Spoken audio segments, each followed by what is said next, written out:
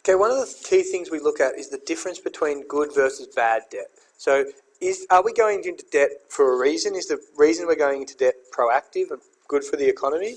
Or is it debt that's not going to be beneficial in the long term for Australia? So in terms of is government debt a problem, it really depends on where we're using those funds. If we're using the funds that we've borrowed for productive uses, so good examples would be investment spending, infrastructure, roads, bridges, etc., then there's not necessarily an issue that we're going into more debt because we're using that money to expand our productive capacity. So the argument is that the government's helping to boost our future growth rates, which could actually help the budget in the future. So if the debt is used to invest in government assets that are going to benefit us in the future, it's not really as big an issue. So if we're spending the money on the NBN or putting money towards things like the Asset Recycling Fund, which is designed to create new assets, it's not necessarily an issue for the economy. Having said that, budgetary policy needs to use this budget in a stimulatory fashion because monetary policy is becoming less effective. So at the moment, what's happening is households are in quite a considerable amount of debt. So homeowners, when they get interest rate cuts, they're not really spending that extra money. So interest rates losing its effectiveness at trying to stimulate growth. And the reason for that is because people are in so much debt that they're just using those interest rate cuts to pay off more of their mortgages. So rather than spending the extra money, they're just paying off more of their mortgages. So that's not really helping to contribute to more demand and more growth throughout the economy.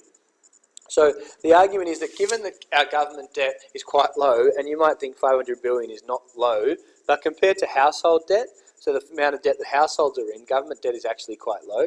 So the argument is that it's up to the government a little bit more at the moment to try and stimulate growth because monetary policy is becoming less effective.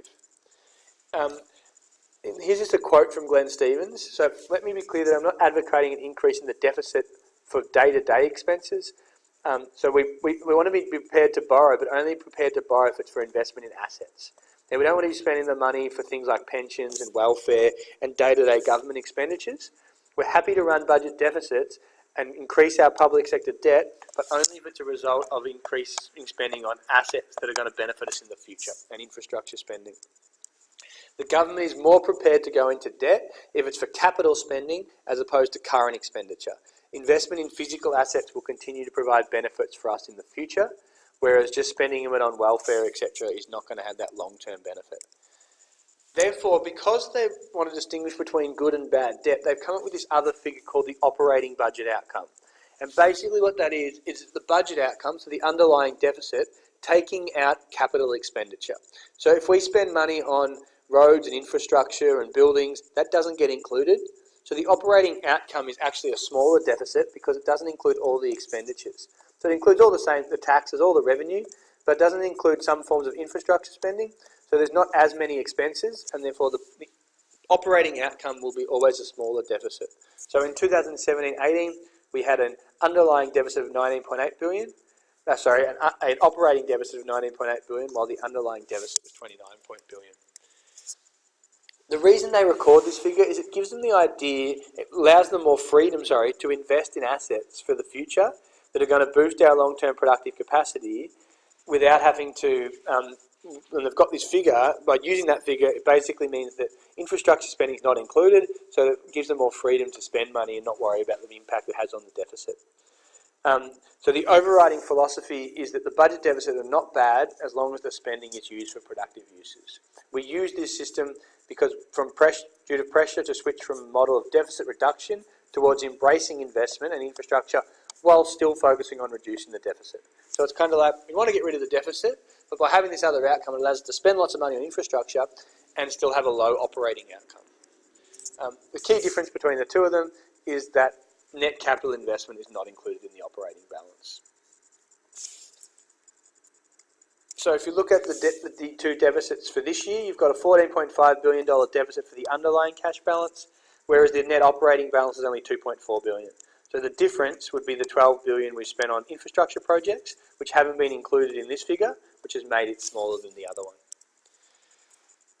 In terms of, so here's just another quote. It is important that we ensure our public finances are on a sustainable track, which requires a better balance to be established over time between recurrent spending and revenue.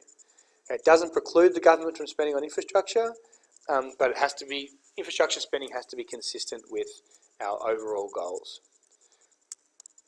couple of key questions. Describe the link between government budget deficits and government debt.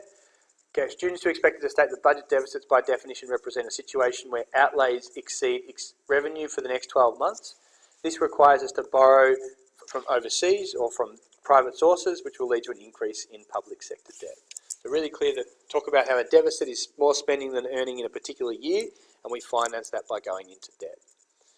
One reason why our legacy of debt may affect living standards, okay, that's the idea that the legacy for future generations, that they'll have to, implies that they're going to have to pay for the issues, the debt that we create today. And the problems with that is it can lead to increased taxes for people in the future. It can lead to interest repayments, have to pay back the interest, so they've got less money to spend on other resources. The burden of servicing and repaying the debt can have a large cost to future generations. They may not be able to spend, the government may not be able to spend as much on welfare, on infrastructure, may have to raise taxes, and it may lead to more interest repayments, which can have a negative effect as well.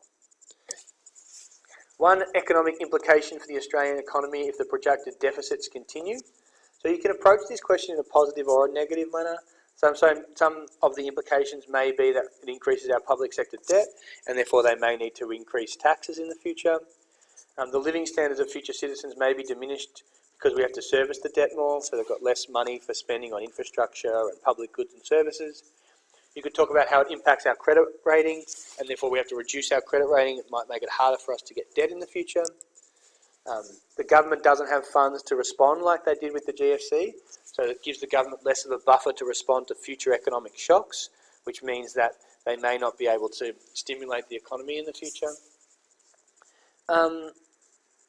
And it can also lead to crowding out in the short term as a negative, which leads to higher interest rates as well, so that could be your implication. I'll leave that there. Thank you.